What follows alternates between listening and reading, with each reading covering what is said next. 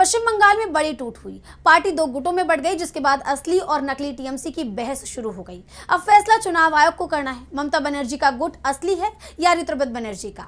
इस बीच ममता बनर्जी गुट के सांसद ने एक ऐसा खुलासा किया है जिससे ऋतुव्रत बनर्जी पर सवाल उठने लगे हैं। तो क्या है पूरी खबर, देखिए इस रिपोर्ट में। पश्चिम बंगाल में असली नकली टीएमसी के मुद्दे पर सियासत तेज हो गई है। राज्य की पूर्व सीएम ममता बनर्जी की टीएमसी पर दावा ठोकते हुए बागी गुट के नेता और ऋतुव्रत बनर्जी ने अपने गुट को असली बताया।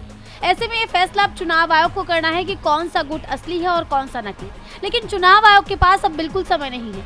14 जुलाई बंगाल की राज्यसभा सीट पर होने वाले उपचुनाव के लिए नामांकन दाखिल करने का आखिरी दिन है। अगर दोनों ही गुटों की तरफ से उम्मीदवार उतारा जाता है तब चुनाव आयोग क्या फैसला करेगा, यानी चुनाव आयोग के पास अब 24 घंटे का समय भी नहीं बचा।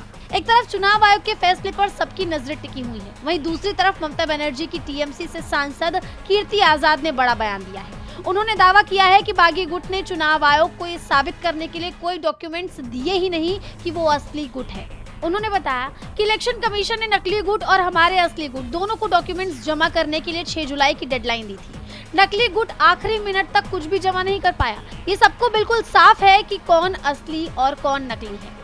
कीर्ति आजाद के इस बयान के बाद सनसनी मच गई। हालांकि ऋतुव्रत बनर्जी ने अपने समर्थकों और विधायकों के साथ चुनाव आयोग में टीएमसी के नाम और चुनाव चिन्ह पर अपना दावा ठोका है। ऐसे में फैसला चुनाव आयोग को करना है, लेकिन असली नकली टीएमसी का फैसला करने में चुनाव आयोग कोई खेल कर सकता है, ये दावा भी कीर्ति आजाद ने किया है। उन्होंने कहा, हर कोई चुनाव आयोग की सच्चाई जानता है, वो बस मिलकर साजिश रच रहे हैं, क्योंकि उन्हें पता है बंगाल में ममता बनर्जी से बड़ा कोई नेता नहीं।